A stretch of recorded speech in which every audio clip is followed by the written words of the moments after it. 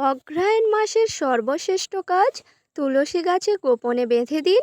এটি রাতারাতি ধনবান হবে এবং সকল মনস্কামনাও পূর্ণ হবে। নমস্কার বন্ধুরা, চলে এসেছি আরও একটি নতুন ভিডিও নিয়ে। আশা করছি সকলে ভগবানের আশীর্বাদে সুস্থ আছেন, ভালো আছেন। তো বন্ধুরা, চলছে অগ্রহায়ণ মাস, আর এই অগ্রহায়ণ মাসের সর্বশ্রেষ্ঠ কাজ হচ্ছে আপনারা যদি আপনাদের বাড়ির তুলসী তলায় এই একটি জিনিস গোপনে বেঁধে দিতে পারেন, তাহলে কিন্তু আপনাদের সকল মনস্কামনাই পূর্ণ হবে। এই জন্য বন্ধুরা, ভিডিওটি সম্পূর্ণ দেখতে থাকুন, একদমই স্কিপ না করে। আর ভিডিওটি দেখার পরে ভালো লাগলে একটি লাইক করবেন এবং চ্যানেলে নতুন হলে অবশ্যই চ্যানেলটিকে সাবস্ক্রাইব করে পাশে থাকবেন। এবার বলি বন্ধুরা, এই অগ্রহায়ণ মাসে আপনারা যদি আপনাদের বাড়ির তুলসী তলায় গোপনে বেঁধে দিতে পারেন এই একটি জিনিস, তাহলে কিন্তু আপনাদের বাড়িতে প্রচুর অর্থের প্রাপ্তি ঘটবে এবং আপনাদের সকল মনস্কামনা পূর্ণ হবে। তো এই জন্য বন্ধুরা, এই অগ্রহায়ণ মাস চলাকালীন আপনারা চাইলে বৃহস্পতিবার দিনে এই কাজটি আপনারা করতে পারেন। আপনাদের তুলসী তলা আছে, সেখানে গিয়ে এই একটি জিনিস আপনাদের তুলসী গোড়ায় বেঁধে দিতে পারেন। এর ফলে প্রচুর অর্থ আসবে এবং মনস্কামনাও পূর্ণ হবে। এবং মা লক্ষ্মী কিন্তু বসবাস করে থাকেন তুলসী গাছে। আপনারা কিন্তু সবসময়ের জন্য ঘর বাড়ি পরিষ্কার করবেন। রান্নাঘর, ঠাকুরঘর যেমনই প্রতিদিন পরিষ্কার করেন, তেমনই সবসময় পরিষ্কার পরিচ্ছন্ন করে রাখবেন। তার সাথে সাথে বন্ধুরা, তুলসী মঞ্চ কিন্তু প্রতিদিনই পরিষ্কার পরিচ্ছন্ন করে রাখবেন। হ্যাঁ বন্ধুরা, তুলসী গাছেই কিন্তু মা লক্ষ্মী বসবাস করে থাকেন। এই জন্য আপনারা কিন্তু তুলসী মঞ্চ সবসময়ের জন্য পরিষ্কার পরিচ্ছন্ন করে রাখবেন। হ্যাঁ বন্ধুরা, ঠিকই শুনেছেন, তুলসী মঞ্চেই কিন্তু মাতা লক্ষ্মীর বাস। এই জন্য আপনারা সবসময় জল দেবেন, তুলসী মঞ্চ পরিষ্কার করবেন, পরিচ্ছন্ন করবেন এবং আপনাদের বাড়িঘরও সবসময় পরিষ্কার পরিচ্ছন্ন করে রাখবেন, যাতে মা লক্ষ্মী আপনার গৃহেতে থাকে এবং সকল বাধা বিপত্তিও কাটিয়ে দেয়। তো প্রথমেই বলি, চলছে অগ্রহায়ণ মাস। অগ্রহায়ণ মাসে কিন্তু আপনারা নিরামিষ খাবার গ্রহণ করবেন, যে কটি বৃহস্পতিবার আছে, এবং তার সাথে সাথে কিছু নিয়মবিধি আছে, সেগুলিও মেনে চলার চেষ্টা করবেন। মাতা লক্ষ্মীকে যে কোনো একটি বৃহস্পতিবার দিনে একটি পদ্ম ফুল অর্পণ করতে পারেন। এর ফলেও আপনাদের সকল মনস্কামনা পূর্ণ হতে পারে। তার কারণ হচ্ছে বন্ধুরা, মাতা লক্ষ্মী পদ্ম ফুলের ওপরেই বসে থাকেন, আর মাতা লক্ষ্মীর অবশ্যই একটি পদ্ম ফুল অর্পণ করবেন এই অগ্রহায়ণ মাসে। তার কারণ, মাতা লক্ষ্মীর অত্যন্ত পছন্দের এবং অত্যন্ত প্রিয় ফুল হচ্ছে পদ্ম ফুল। তাই অবশ্যই করে অগ্রহায়ণ মাস চলাকালীন যে কোনো একটি বৃহস্পতিবার দিন দেখে আপনারা একটি পদ্ম ফুল মার চরণেতে অর্পণ করবেন। দেখবেন আপনাদের সকল মনস্কামনা পূর্ণ হবে এবং মাতা লক্ষ্মী আপনাদের প্রতি প্রসন্ন হবেন। হ্যাঁ বন্ধুরা, অবশ্যই করে এই অগ্রহায়ণ মাসের যে কোনো বৃহস্পতিবার দিনে এই একটি পদ্ম ফুল মাতা লক্ষ্মীকে অর্পণ করবেন। তার আগে বলি বন্ধুরা, আপনারা কিন্তু সবসময় নিজেদের মধ্যে সম্পর্ক সুন্দর রাখার চেষ্টা করবেন। হ্যাঁ বন্ধুরা, যে সকল বাড়িতে ঝগড়া অশান্তি হয়ে থাকে, বাড়ির শান্তি বজায় না থাকে, সে সকল বাড়িতে মা লক্ষ্মী কখনোই প্রবেশ করেন না।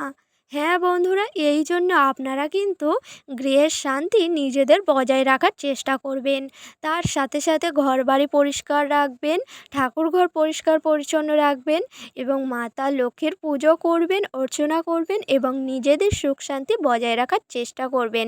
যে সকল বাড়িতে গৃহেতে প্রতিদিন ঝগড়া ঝামেলা অশান্তি হয়ে থাকে, সেই সকল বাড়িতে মাতা লক্ষ্মী ভুলেও পা রাখেন না।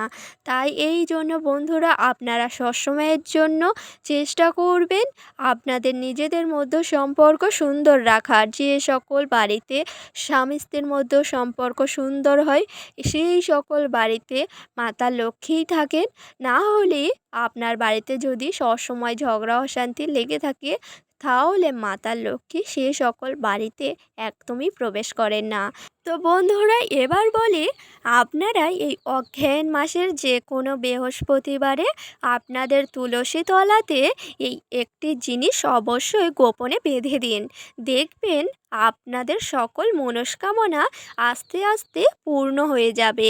হ্যাঁ বন্ধুরা, সকল মনস্কামনাই কিন্তু মাতা লক্ষ্মীর আশীর্বাদে পূর্ণ হবে।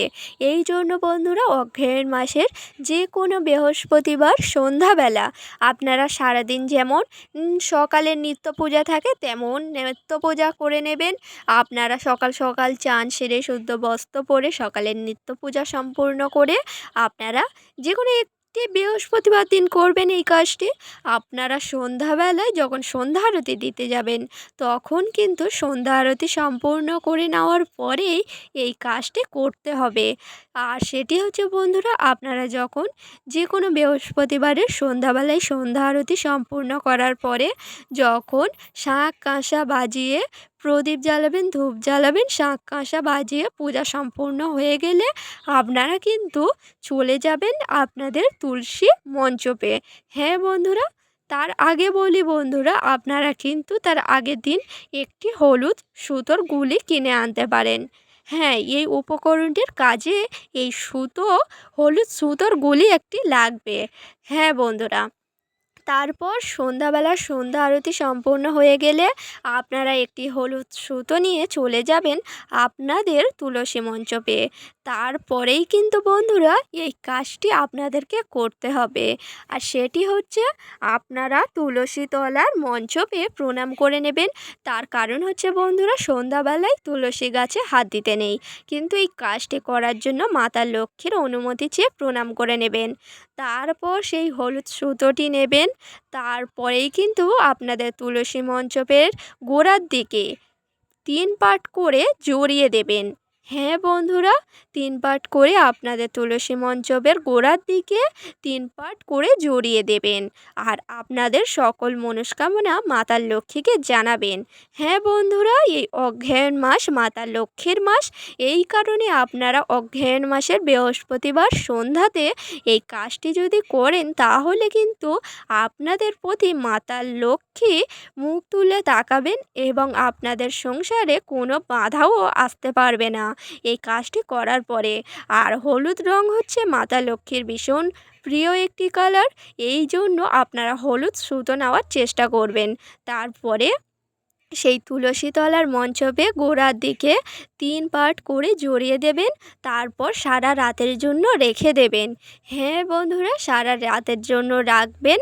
আর তারপরে বলি বন্ধুরা, আপনারা যখন পরের দিন সকালবেলা ঘুম থেকে উঠে আবারও চান সেরে শুদ্ধ বস্ত্র পরে বাড়ির যে সকল বাসি কাজকর্ম সেরে আপনারা যখন সকালে নিত্য পূজা করতে যাবেন, তেমনই নিত্য পূজা সম্পূর্ণ করে নেওয়ার পরে সেই হলুদ সৌতটার কাছে গিয়ে একটি 1 টাকার কয়েন সেই তুলসী মঞ্চপের ভিতরে রেখে দেবেন। হ্যাঁ বন্ধুরা, আপনারা সেই হলুদ সুতো সেই গোড়ার দিকে বেঁধেছিলেন আর তুলসী তলার নিচেতে কাঁধার মধ্যে একটি 1 টাকার কয়েন অবশ্যই করে পরের দিন সকালবেলা চান সেরে শুদ্ধ বস্ত্র পরে গিয়ে রেখে দেবেন। আর সেই 1 টাকার কয়েনের উপরে কিন্তু একটি সিঁদুরের ফোঁটা দিয়ে দেবেন। হ্যাঁ বন্ধুরা, একটি সিঁদুরের ফোঁটা অবশ্যই করে 1 টাকার কয়েনের মধ্যে দিয়ে আপনারা কিন্তু পরের দিন সকালে চান সেরে শুদ্ধ বস্ত্র পরে চলে যাবেন ঠাকুর ঘরে। ঠাকুর ঘরে যাওয়ার পরে এই কাজটি করার পর একটি 1 টাকার কয়েন নিয়ে সিঁদুরের ফোঁটা লাগিয়ে আপনারা কিন্তু তুলসী তলায় পুঁতে দেবেন। তারপরেই কিন্তু বন্ধুরা আপনাদের সকল মনস্কামনা পূর্ণ হবে এবং যদি আপনাদের বাড়িতে বাস্তু দোষ থেকে থাকে সেটিও মুক্ত হবে।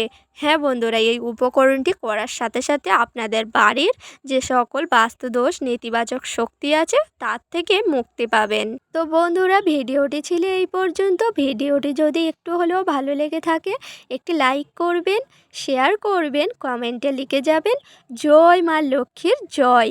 এবং চ্যানেলে নতুন হলে অবশ্যই চ্যানেলটিকে সাবস্ক্রাইব করে রাখবেন পরের ভিডিও তাড়াতাড়ি পাওয়ার জন্য। এবং সকলকে জানাই বন্ধুরা ধন্যবাদ।